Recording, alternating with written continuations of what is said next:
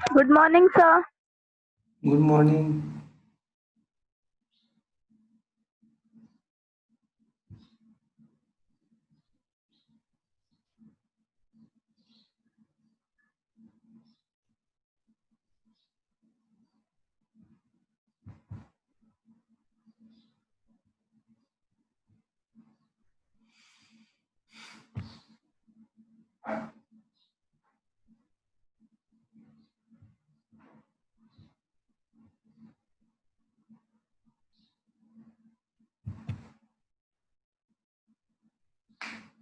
कौन सा पार्ट है अपना? Hello, good morning everybody. Sir दूसरा दूसरा स्थान स्थान एवं विस्तार।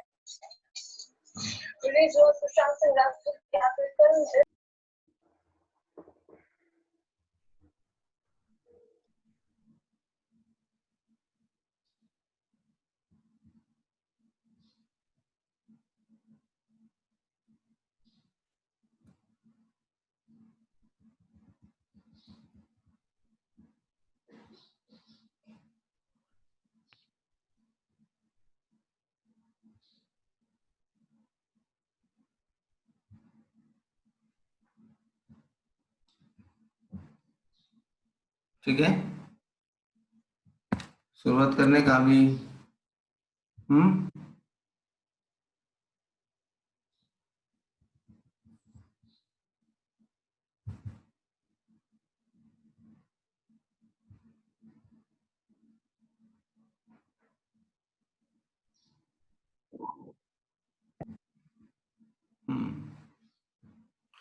किताब निकालो, किताब किताब है सबके पास?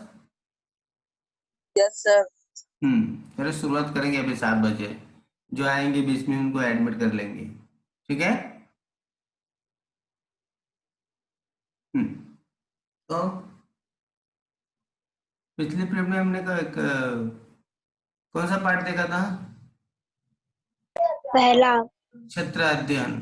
ओके। तो सुबह इतना जल्दी पीरियड लेने में तुम लोग कोई दिक्कत है क्या? Hello, no sir. No, sir. है ना? नहीं तो फिर बहुत लोग ज्वाइन हो रहे हैं। ये कौन है? हम्म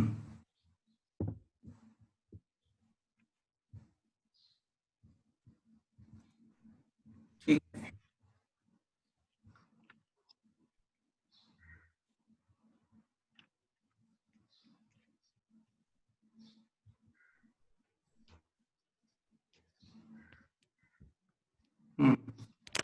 तो कक्ष स्थान एवं विस्तार, बराबर। पिछली कक्षा में हमने क्षेत्र अध्ययन देखा था। क्षेत्र अध्ययन के माध्यम से हमने बहुत से जगहों का, हमने प्राकृतिक दृश्य, प्राकृतिक घटकों का उनके बारे में जानकारी प्राप्त की थी, ठीक है? तो हमें इसी पार्ट में एक स्थान को हमने उसी प्रकार हमने क्या किया था कि वहां जाकर किसी प्रकार के एक प्राकृतिक स्थान का अध्ययन हमने किया था। तो ये पार्ट में हमें ये देखना है कि स्थान, एक स्थान देखना है और विस्तार उसका विस्तार कैसे हुआ है, किस प्रकार उसका स्थान, कैसे कि एक स्थान का अध्ययन करना और उसका विस्तार कहाँ तक फैला है, कहाँ तक उसका स्थान के जो ये उद्दिष्ट है, वो विशेषता है, वो कहाँ तक फैले, वो उसी एक पार्ट में हमें देखना है। तो यहाँ पे देखेंगे कि जैसे कि विद्यार्थी मित्रों, आपने जो है कि कक्षा इसमें छठी में आपने तुम लोग को था ना सामाजिक विज्ञान, इस पाठ में स्वतंत्र रूप में अध्ययन करना शुरू कर दिया था। जैसे हम देखेंगे कि पृथ्वी की चारों आवरणों से संबंधित विविध संकल्पना, विविध प्रक्रियाओं एवं घटकों के हम परिचित हैं। जैसे मानवीय आवासों का विकास कैसे होता है, मानव द्वारा आजीविका से हेतु प्राकृतिक संसाधनों का उपयोग कैसे किया जाता है, कच्चे माल का रूपांतर अधिक उपयोगी पक्के माल में कैसे होता है, ये उत्पादक स्थानिक एवं वैश्विक बाजार में किस प्रकार से बिक्री हेतु आते हैं आदि का हमने अध्ययन किया।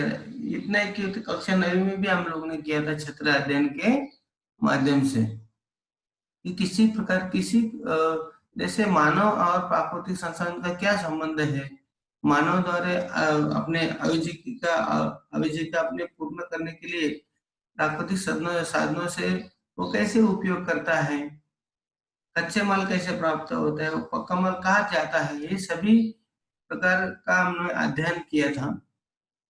इसके बाद में मानव की जो संसाधनों का जो उपयोग है वो कैसा है, असीमित है। मानव कितना भी इसका उपयोग करता है और इसीलिए हमें इस विषय में जानना है। तो भूगोल विषय के ध्यान पूर्वक समझने के लिए आपको निम्नलिखित क्षमताओं का आत्मसात करनी होगी। आवाज आ रहा है क्या? Hello, yes sir. समझ में Yes, आ sir. रहा है ना? हाँ, नहीं आ रहा है तो हाथ ऊपर करो और पूछो। ये पहला जो प्रस्तावना है वो देखेंगे। तो ये क्षमता में कैसे हम लोग आत्मसात करते हैं, कैसे हम लोग अपने अंदर निर्माण करते हैं। प्रथम क्या करते हैं, हम लोग निरीक्षण करते हैं, बराबर।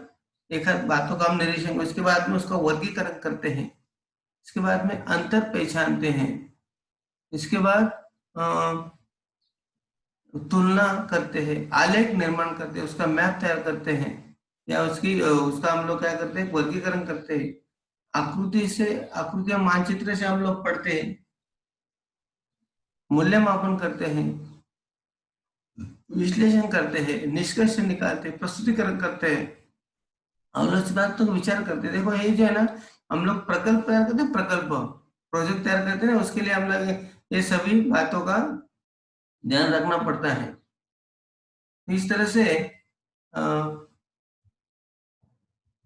इसके बाद में इन क्षमताओं को आत्मसात करने के लिए अब तक सीखी हुई सभी भौगोलिक स्पष्टीकरण संकल्पनाओं एवं प्रक्रियाओं का उपयोग कर किसी प्रदेश का अध्ययन कर अपेक्षित अध्ययन क्षमताओं को पहुंचना होता है। इसी को हम भूगोल के ज्ञान का उपयोजन करते हैं, है ना। अभी अभी क्लास में हम लोग बहुत सारा पढ़ते हैं, लेकिन प्रत्यक्ष वहां पे जाकर उसी स्थान का हम लोग प्रायोगिक तौर पर उसका निरीक्षण करते हैं, या वो उस वहां तक जाकर हम लोग उसी स्थान का अनुभव करते हैं, तभी मैंने उसका उपयोजन, उस ज्ञान का उपयोजन करते हैं। तो इसी संदर्भ में हम लोग क्या बोलते हैं कि भूगोल का हमारा जो उपयोजन है, ज्ञान का उपयोजन है, पूरा हुआ है। तो इस वर्ष में हम अब तक सीखी गई सभी संकल्पनाओं को दोहराने वाले हैं। अभी 10वीं में अलग सा सिलेबस नहीं है, पुराना है, लेकिन उसको खाली क्या करना है, दोहराना है। 6वीं 7वीं 8वीं 9वीं या इसके पहले की कक्षाओं का हम लोग जितने भूगोल पढ़े उसको क्या करना है, सिर्फ उसको दोहराना है, अलग सा भूगोल नहीं है उसको। तो इसका उपयोजन जो हमें इस पाठ में करना है। ऐसे प्रश्न मूल्यमापन भी, ऐसे पिछली कक्षाओं का मूल्यमापन इसी पाठ में आने वाला है। तो इसलिए भूगोल नया है, नया बुक है, वो कोई घबराने की जरूरत नहीं है। इस तरह से हमें इस अध्ययन आपको भूगोल का गहन ज्ञान प्राप्त करने के लिए, उसका उपयोजन करने के लिए हमें सहायता मिलेगा। साथ में ही विविध प्राकृतिक एवं मानवीय घटनाओं को समझने में इसका हमें उपयोग होना है। इस तरह का हमें भूगोल का अध्ययन करना है कक्षा 10वीं के लिए। इसके बाद भौगोलिक संकल्पना के उपयोजन से प्रदेश की जो प्राकृतिक विशेषता का अध्ययन अच्छी तरह से होता है। भूगोल की संकल्पना से के उपयोजन से प्रदेश की प्राकृतिक जो विशेषता है ना, उसका अध्ययन बहुत अच्छी तरह से होता है। जैसे हम लोग स्थानिक लोगों से वहां की परिस्थितियों को खुद को अनुकूल कर ढाला है, यह हम जान सकते हैं। संसाधनों के अति उपयोग के निर्माण होने वाली समस्या कौन सी है? प्रदूषण निर्माण होता है, जिससे पर्यावरण का ह्रास होता है। इससे जुड़े संबंधों उपायों पर हम लोग विचार करेंगे, कर सकते हैं, और इस घटना को रुझान रुझान ध्यान में रखते हुए उनमें होने वाले परिवर्तन को हम समझेंगे। अधिक घटनाओं का हम लोग इस ये उपयोग हमें क्या होगा कि भविष्य के लिए उसका उपयोग होगा। आप अंदाजा लगा सकते हैं इस तरह से। इसके बाद प्राकृतिक दुर्घटनाओं या आपदाओं को अधिक योग्यतापूर्ण सामना कर सकते हैं। प्रादेशिक असमानता को ध्यान में रखकर पिछले कारणों को समझोगे और उन पर उपाय सुझोगे। इस तरह से उसका उपयोग हो सकता है। तो ये सब पूर्व ज्ञान जो है, पूर्व ज्ञान पर हम लोग कैसे ये पार्ट सुनने के लिए, उसका अध्ययन करने के लिए हम लोग किस प्रकार की तैयारी करनी चाहिए, ये उसका प्रस्तावना के माध्यम से दिया हुआ है। तो अपना जो दूसरा पार्ट है स्थान एवं विस्तार, यहाँ पे दो तुम लोग को झंडे दिखाई दे रहे, देखो। हाँ, ये कौन सी झंडे? Yes sir. ये सर एक भारत, भारत का है और एक बोलो। सर क्या एक पता। ब्राजील का है। सर एक ब्राजील का ब्राजील का है। ध्यान में रखो कि आप लोग को कि इस साल में दोनों देशों की तुलना करनी, सभी पार्ट में दोनों देश का अध्ययन करना है। और इसके बारे में बताएंगे कि भारत और ब्राजील के बारे में यहाँ पे जानकारी, दोनों देशों की तुलना की गई है। ब्राजील कहाँ पे है? हाँ? दक्षिण अमेरिका में। कहाँ पे? दक्षिण। दक्षिण अमेरिका। वो भी उस देश को भी अपना कोरोना वायरस से बहुत बड़े पैमाने पे उनको क्या करना है कि जूझना पड़ रहा है। उन देश को भी बहुत परेशानी उस देश में भी। दोनों की जो स्थिति है वो कैसी है? एक ही जैसे भारत और ब्राजील दोनों की स्थिति है, माने प्राकृतिक आर्थिक सेम है। इसलिए उनको क्या किया कि ये किया कि अध्ययन करने के लिए दिया है। देखो आगे तुम्हें जैसे अपने भारत का मानचित्र देखना है ना, उसी तरह से का भी अध्ययन करना है। ब्राजील के इसके आगे तुम लोग को ब्राजील के बारे में इतनी जानकारी प्राप्त होगी, जैसे भारत में जैसे हमें हर एक राज्यों का, हर एक राज्यों की, हर एक भागों की जितनी प्राकृतिक राजकीय प्राप्त होती, उतनी जानकारी तुम्हें ब्राजील के बारे में आगे होने वाली है। ध्यान में रखो, हमने को दोनों देशों का एक साथ में अध्ययन करना है। तो इसी तरह से ध्यान में रखो कि ये दोनों देशों के ध्वज यहाँ पे कुछ संकेत दे रहे हैं, उसका उपयोग कीजिए आप, और इसके आधार पर दोनों देशों को पहचानिए, और इससे एक आप बड़ी सरलता से पहचान सकते हैं। लेकिन दूसरा देश को अपना अपने को पहचान ले, एक देश को पहचान ले सकते हैं, माने भारत का, और दूसरा कौन सा आपने बताया कि ब्राजील का। अब इसके नीचे प्रश्न भी पूछे, देखो थोड़े से पूर्व ज्ञान के लिए।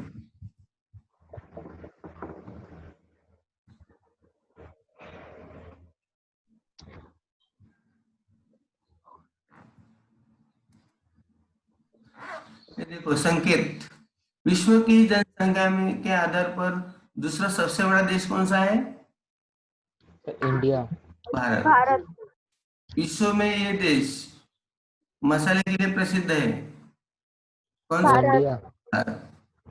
इस देश में क्रिकेट लोकप्रिय है, भारत। ठीक है, और यह देश, इसमें देखो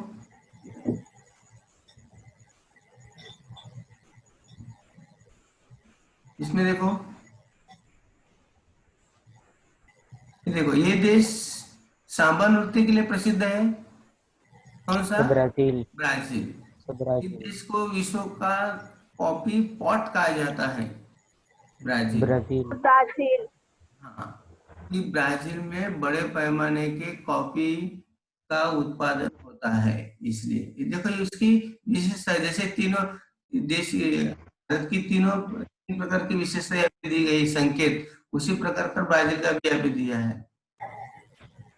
में फुटबॉल लोकप्रिय है, ब्राजील। ठीक है, देखो इसमें क्या क्या प्रसिद्ध दिया है। हाँ, एक देश में क्रिकेट लोकप्रिय है तो दूसरे देश में फुटबॉल लोकप्रिय है। जैसे भारत में क्रिकेट लोकप्रिय है तो ब्राजील में फुटबॉल लोकप्रिय है। ठीक है, तो इस तरह के हमें अभी आगे अभी इस दोनों देशों की ओर थोड़ा बढ़ के हमें पढ़ाई करना है। देखो, इस देश का नाम पहला देश का नाम क्या क्या है? भारत। देश का नाम भारतीय भारतीय तो हमें गणराज्य। इस भूगोल की किताब में ना थोड़ा हमें अभी इतिहास की ओर भी जाने दो। थोड़ा इतिहास से थोड़ा उसको थोड़ी किनार लगी हुई है, भूगोल इतिहास की किनार लगी हुई है। देखो, थोड़ा हमें हिस्ट्री की ओर थोड़ा जाना है। राजधानी का नाम क्या है? दिल्ली। स्थान, सीमा। जैसे हम लोग भारत के उत्तर एवं पूर्वी गोलार्ध में है। हम कहाँ पे है? भारत के उत्तर और पूर्वी गोलार्ध में। उत्तर, गोलार्ध में। पृथ्वी के दो गोलार्ध होते हैं ना, एक अक्षांश से एक गोलार्ध बनाते, एक रेखांश से गोलार्ध, देशांतर से गोलार्ध बन जाता है।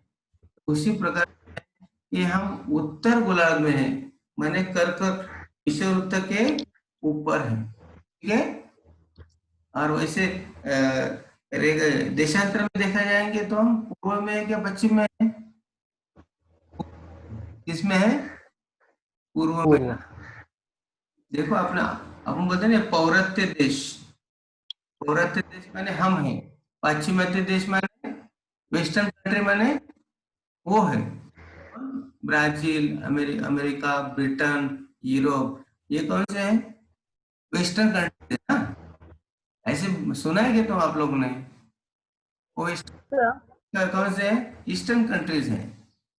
इस तरह से देखो, ये समझ में आता है अपने को, स्थान इस तरह का है। तो ये एशिया के दक्षिण भाग में ये देश है। देखो, एशिया के, लेकिन दक्षिण गोलार्ध में नहीं है। इसमें है एशिया के दक्षिण में, दक्षिण गोलार्ध में नहीं है, वो उत्तर गोलार्ध में। लेकिन एशिया, पूरा एशिया महाद्वीप है, वो उत्तर गोलार्ध में है। और उसके नीचे जो है ये भारत है, वो दक्षिण में है उसके। ठीक है, वो ध्यान में रखो। तो फर्क जो है ध्यान में रखो, नहीं तो फिर गड़बड़ हो जाएगी, सुनेंगे एक और लिखोगे।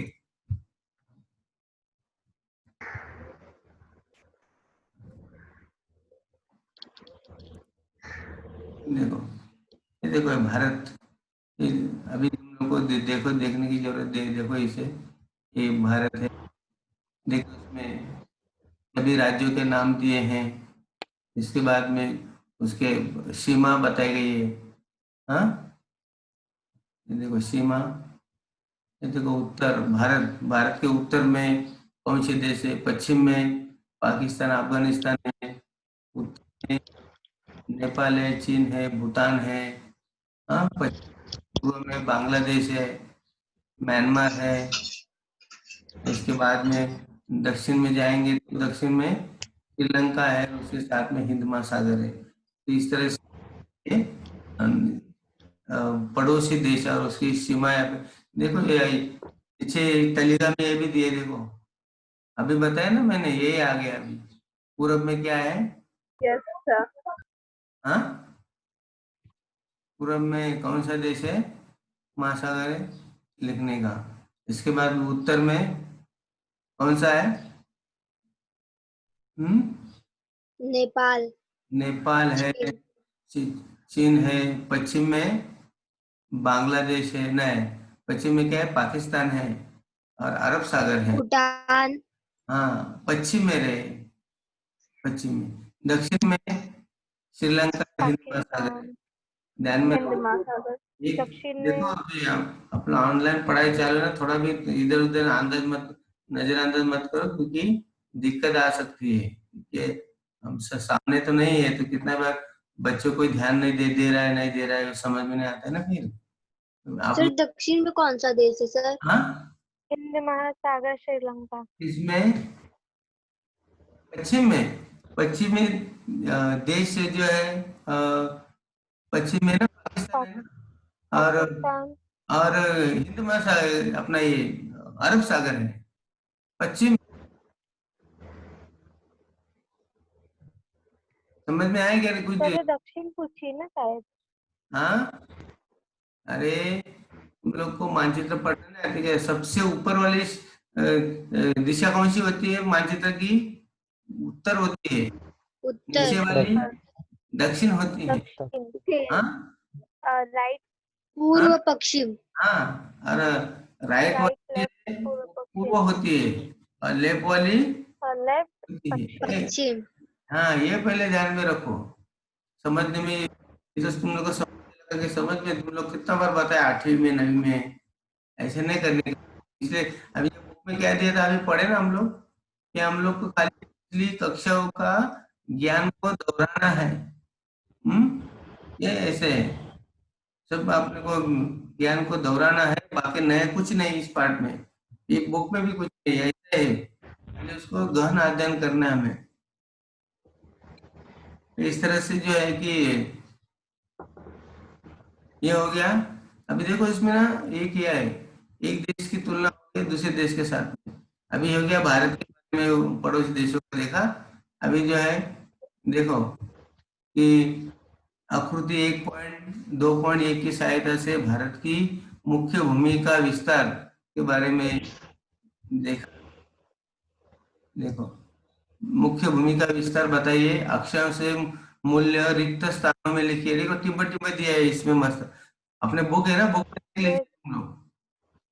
लिखिए शून्य टिम्ब टिम्ब अंश से अंश 4 से उत्तर से, टिम्ब टिम्ब अंश 6 उत्तर अक्षांश, और टिम्ब टिम्ब 7 पूर्व से, टिम्ब टिम्ब अंश पश्चिम पूर्व रेखाओं से। ये कैसे लिखोगे तुम लोग अभी? हम्म देशांतर, देशांतर अक्षांश रेखा मालूम है तुम लोग को? हम्म पृथ्वी पर जो खड़ी रेखा होती है उसको क्या कहते हैं? खड़ी रेखा होती है उसको क्या कहते हैं? हाँ, देशांतर बोलते हैं, ध्यान में रखो। खड़ी रेखा देखो, मानचित्र में देखो, ये खड़ी रेखा है ना, ये देखो 100, 96, 92, 88, 84, यस सर। ये खड़ी रेखा है ना, उसको क्या बोलते हैं? देशांतर। देशांतर रेखा। और ये दूसरा क्षैतिज समांतर रेखा है, देखो ये देखो, ये ऐसी है ना, ये देखो इधर, इधर इसका नाम दिया 36, यस सर। 28, 34, ऐसे आड़ी रेखा है ना ये, उसको क्या कहते हैं? अक्षांश रेखा कहते हैं। तो इसी के आधार पर तुम्हें ये रिक्त स्थान भरना है। देखो आपको मुख्य का विस्तार बताइए, ऐसे मूल्य को रिक्त स्थान में लिखिए। उत्तर से देखो, उत्तर से भारत का विस्तार कैसे है? अक्षांश में देखेंगे, ये देखो लिखा है ना 36, समझ में आ रही है? 36 देखो, हाँ?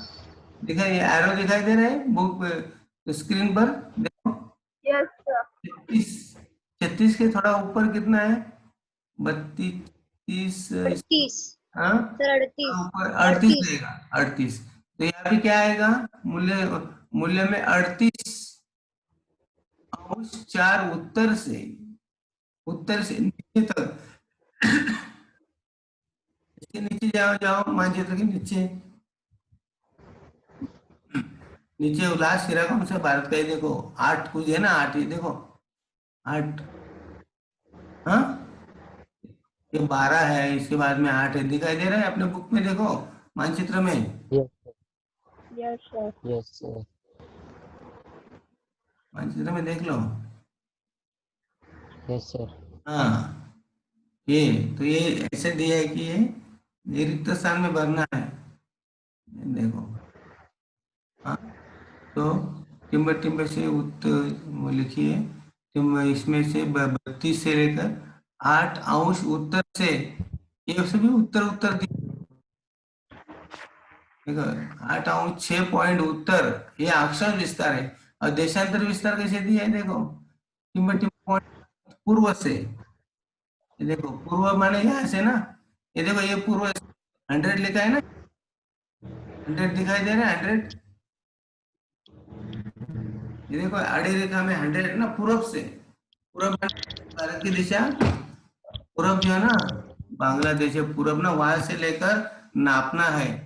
यहाँ पे कोई फुट नहीं है, ये अक्षर नापा जाता है। तो पूर्व से ये देखो लास्ट चीरा देखो, इस 96 लिखा है ना, 96 के थोड़ा आगे जाएंगे, कितना है? हाँ, 96, 97, 97, 98 देखेंगे, 98, हाँ, 98.7 पूर्व से, हाँ, नीचे देखो, नीचे कहा था,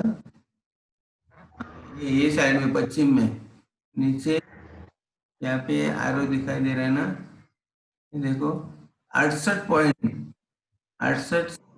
से 68 पूर्व, देखो ये जो है ना खड़ी रेखा 68 पूर्व से तक ये फैला हुआ है।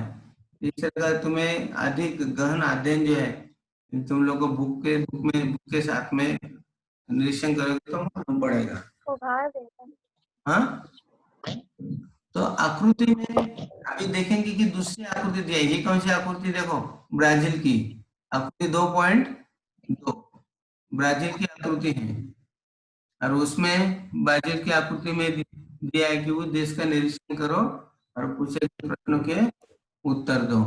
ये देखो, ये आकृति 2.2 में मानचित्र का निरीक्षण कीजिए और ब्राजील की सीमा से लगे देश तथा महासागर ढूंढिए। ब्राजील के संदर्भ में इन देशों और महासागरों का नाम लिखिए और इस तालिका में भरिए। देखो उत्तर में उत्तर, पश्चिम, दक्षिण, पूर्व दिया है ना, ये देखो ब्राजील के मानचित्र का अध्ययन करो अभी। देखो जैसे भारत का मानचित्र का अध्ययन किया ना, वैसे ब्राजील के मानचित्र का अध्ययन करना है तुम लोग।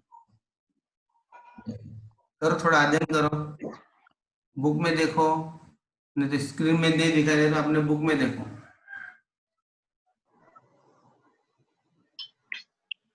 देखो ठीक है।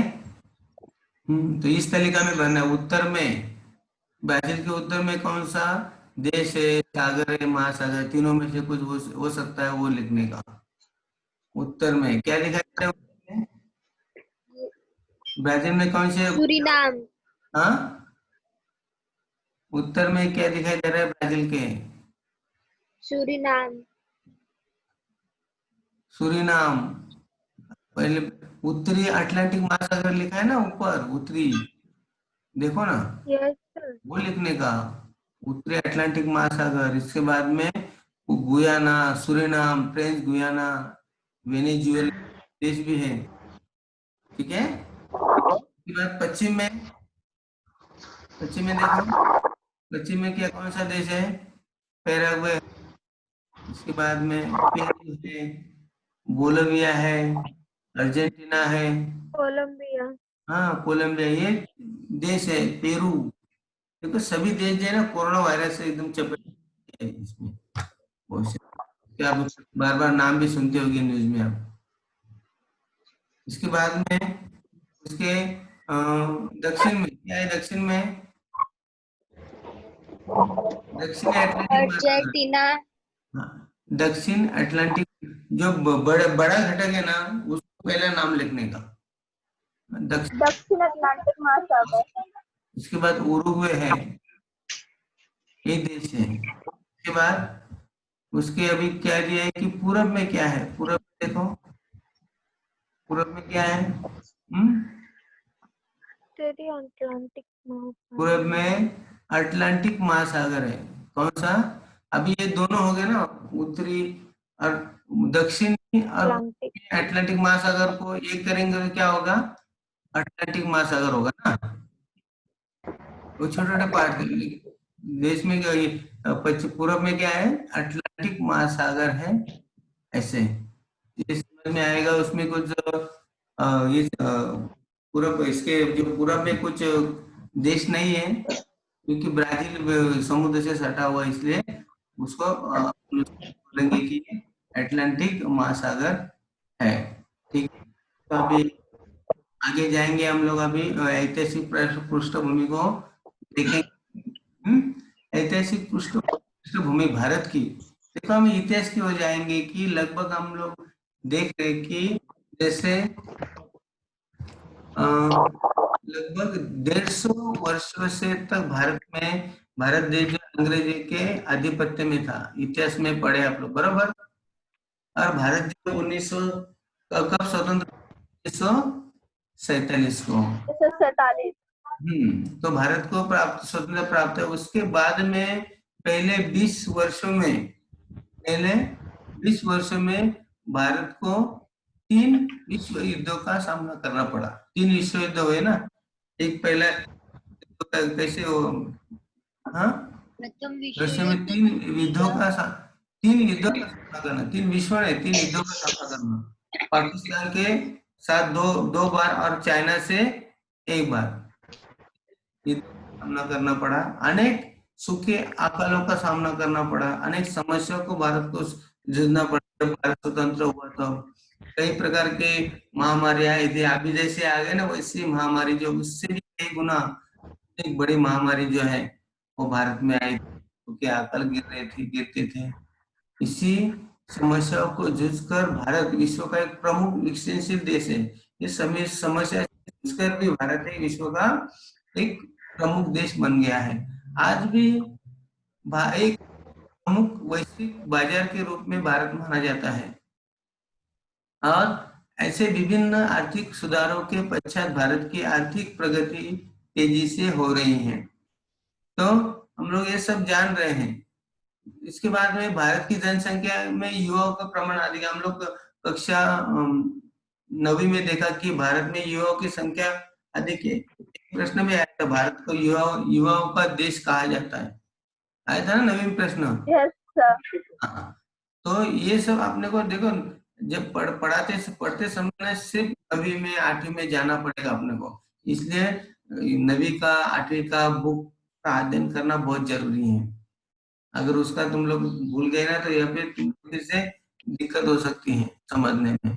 तो यहाँ कार्यशील आयु वर्ग की जनसंख्या अधिक होने के कारण भारत को एक युवा के रूप में माना जाता है। ये प्रश्न तुम लोग को भी आएगा कि भारत को युवा देश के रूप में माना क्यों जाता है, कि भारत में जो युवाओं का प्रमाण अधिक है, आयु वर्ग जो अधिक है, और जो वर्ग कार्यशील जनसंख्या है वो युवा है, इसलिए भारत को युवा के रूप में माना जाता है।